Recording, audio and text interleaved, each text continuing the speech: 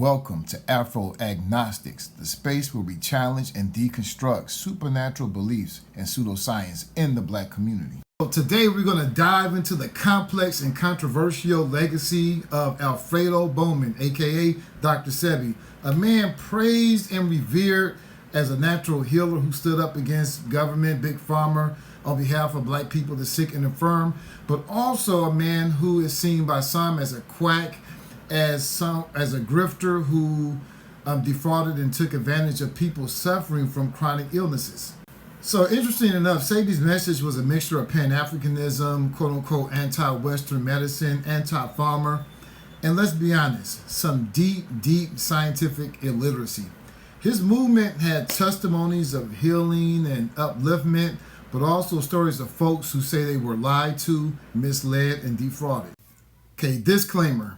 My goal ain't to mock or shame or put down anyone in the community who may be dealing with a mental illness, especially since many of these conditions are tied to genetics and are no one's fault. Instead, my aim is to examine Sebi's claims with love for our people and a serious respect for science. That being said, when you look at the numerous ridiculous, outrageous, unscientific, and just plain wild claims made by Dr. Sebi, what he himself disclosed in an interview on the Rock Newman show back in 2014 about his own psychological health, I think best explains everything. I was asthmatic, I was impotent, I had diabetes, I was in fact crazy. I was placed in an insane asylum in New Jersey in 1961. Schizophrenia and paranoia. Sebi himself said he was diagnosed with schizophrenia. He was diagnosed with paranoia back in 1961. Now, back then, you couldn't just walk up in a place in an insane asylum like Greystone in New Jersey and just check in. You had to really show real symptoms. At the time Sebi was committed, doctors used something called the DSM, the Diagnostic and Statistical Manual of Mental Disorders, to guide their diagnosis. Two major symptoms they looked at were delusions and hallucinations. In addition to that, paranoia, which can be a separate disorder, but can also be a symptom of schizophrenia. Let's take a look at some of these symptoms. False beliefs. I mentioned earlier illusions of grandeur, hallucinations, hearing things, and also paranoia, the suspicious thoughts that others are plotting against you. These symptoms can affect how someone sees the world and how they interpret their role in the world. So when someone like Sebi claims that they have the training, the knowledge of a medical doctor, that they can cure every disease, known to man, that they demonstrated the efficacy of their treatments in a criminal court case, that might not be enlightenment. That may be the illness talking.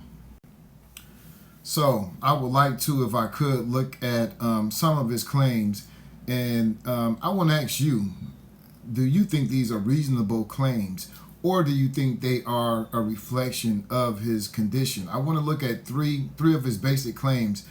There's a fourth one, but I think I want to dedicate a whole, and because biology is my background, I want to it's so erroneous that I think it deserves an entirely separate video of his own. But I want to look quickly at one, the claim that he was a doctor. People often refer to him as Dr. Sebi. Two, I want to look at the claim that he made that he can cure all diseases. And three, I want to look at his claim that his medical treatments have efficacy due to his criminal case in 1987. So, here we go.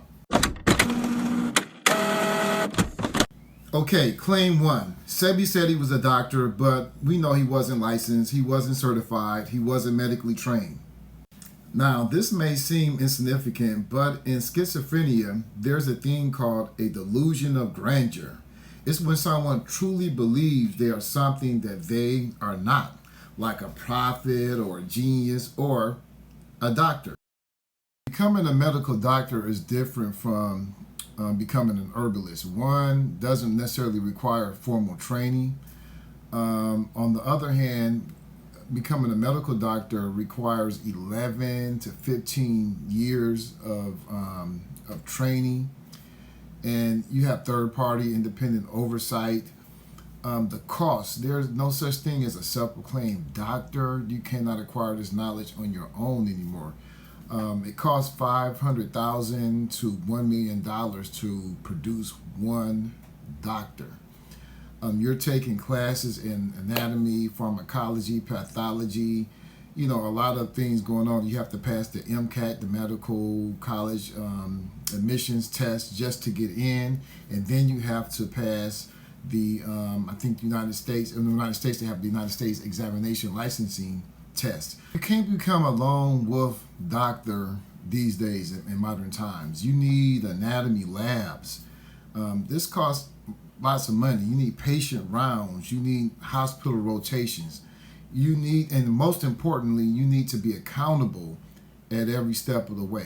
So my big question to Soldier Boy you is, who trained Sebi? Who held him accountable? What institution held him accountable?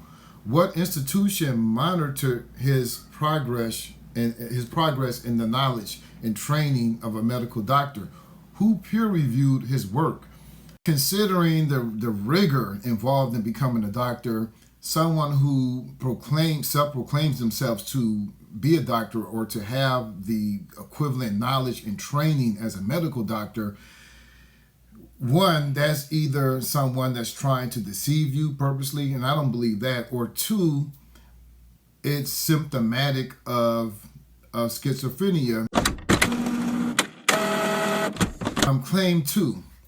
Sebi claimed to have a universal cure, or he claimed to be able to cure all diseases: lupus, cancer, sickle cell, schizophrenia. He has his universal cure. Now, for those of us with a science background and some, basic sense of skepticism, we know that's an automatic red flag. It's like someone, when you're in the dating world and someone is promising you everything with zero evidence. I just want to reiterate that, man. Just, Sebi didn't just say he can cure some diseases. He said, and he put this on his products, and this was a part of his sale pitch. He said he can cure all diseases. Now, if you look at World Health Organization stats and so forth, there are over 10,000 different documented human diseases. Even rare diseases, there's a subcategory of 7,000 different rare diseases. And they fall into different medical, categories: infectious diseases, mechanical diseases, autoimmune diseases. And his claim to have a cure. How do you have a cure for things that you've never even studied or tested or even diagnosed? That's not science. That's a belief without proof, and that's faith. And it is also, in this case, symptomatic of schizophrenia.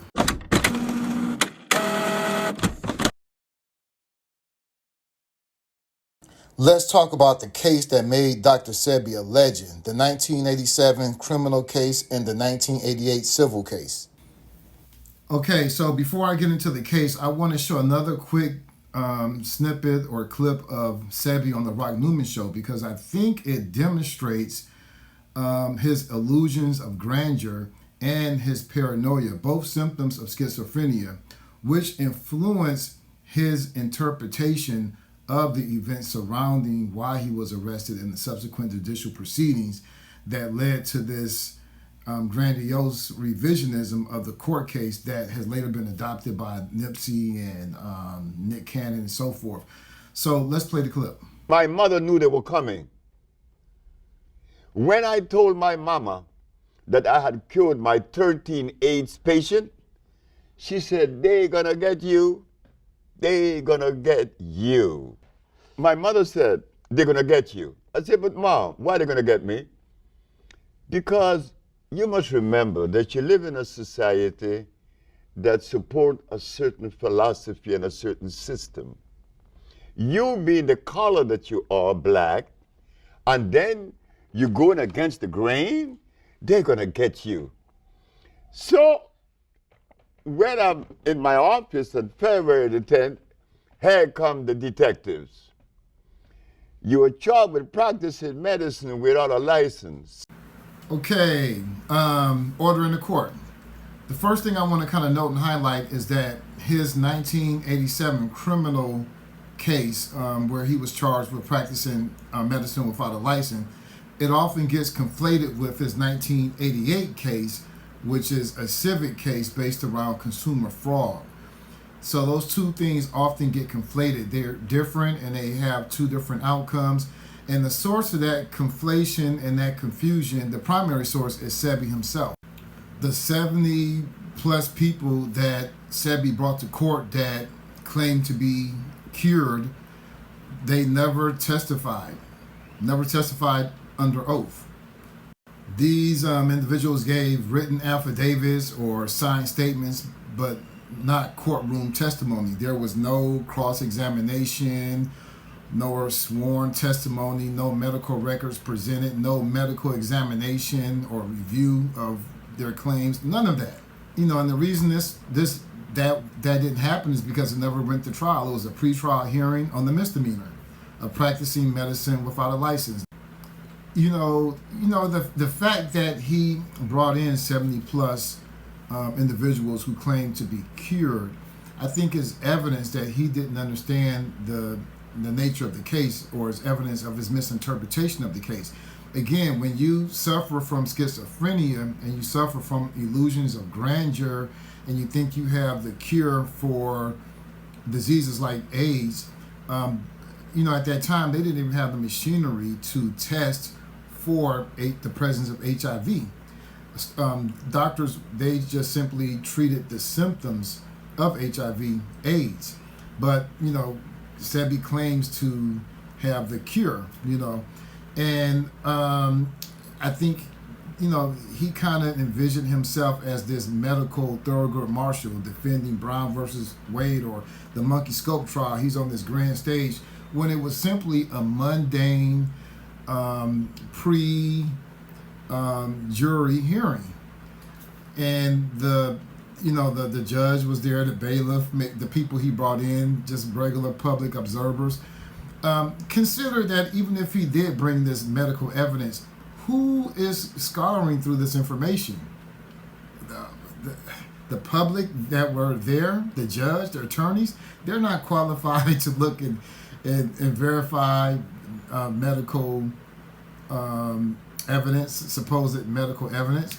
So again, this just, to me, captures the psychosis. That's why I wanted to play the clip earlier, him thinking that the government was after him because he had these cures. This one man has the cure to 10,000 diseases. No one else, governments, private institutions all around the world have been researching this and testing this, but he has the cure. Just consider that.